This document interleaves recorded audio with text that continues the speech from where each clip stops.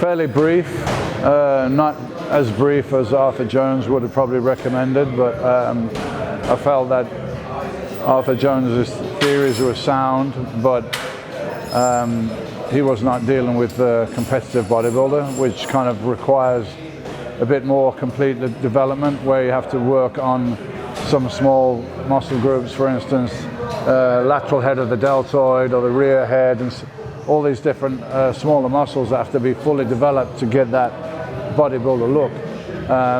So it's a little bit more in terms of volume, but to give you an example,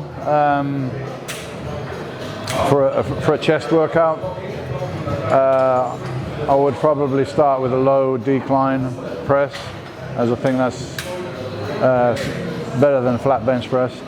I would do one set, very light, just as a warm-up. After a sufficient rest, second set, I would go medium, so it's not near my failure capacity, but it's getting there.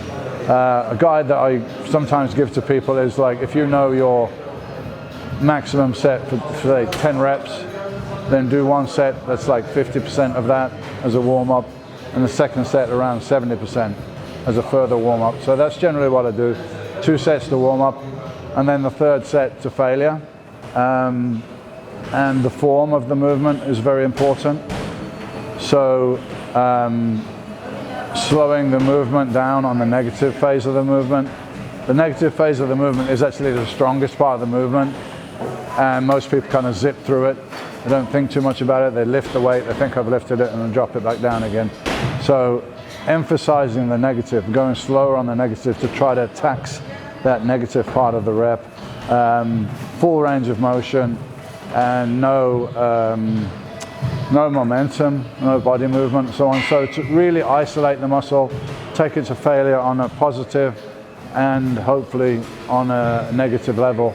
So then that set's gone to absolute failure, then that exercise is done then. Then I'll move on to another exercise.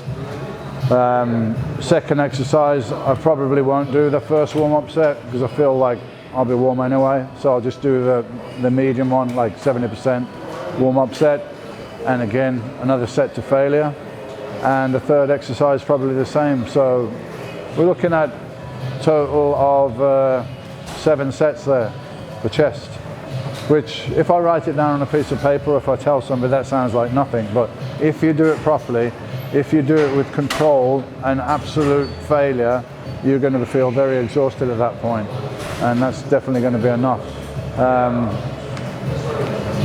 Because we want to send the message, the stimulation to the muscle, but if we keep doing more and more sets after this and keep going to failure, it's just going to be very hard to recover from. So not necessarily getting any more stimulation, just making it more difficult to recover.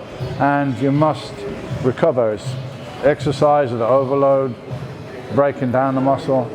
Then you've got to recover. After you recover, then you can overcompensate or grow or get stronger. So it's essential that you recover between the workouts. 2 essential things. First of all, you train with enough intensity that you push your body to stress levels that it's not accustomed to. Then it's got to adapt.